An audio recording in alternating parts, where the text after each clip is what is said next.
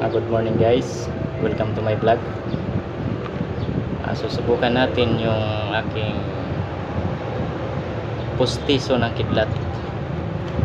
Sisindihan natin kung talagang aapoy ang pusporo sa bato na pustiso ng kidlat na nakuha pa sa nakatusok na kahoy na wasak na pinaghinalaan na tinamaan ng kidlat. Itong bato na to ay pinaghinalaan na pustiso ng kidlat. Hindi nakita ang ngipin pero may nakitang pustiso. Sabi nila ang palatandaan ay kailangan sisilab ang palito di posporo. Subukan natin.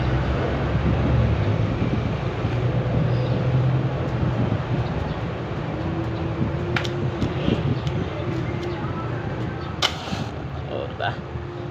Boy pala electric pan. Ulit. Boy pala electric pan. Kailangan talagang palyado ang pusporo natin. Yun.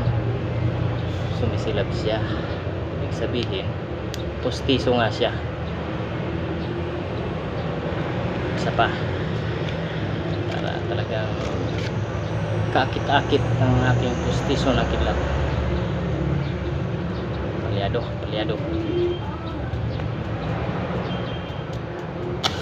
Doon. Sumilab siya.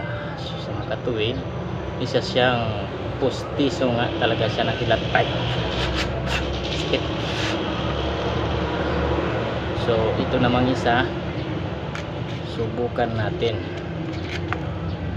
Itong pinaghinalaan na parang retainer ng kidlat.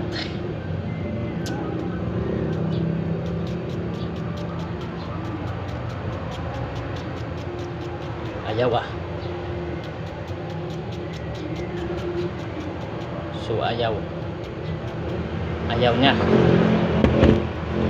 Ayaw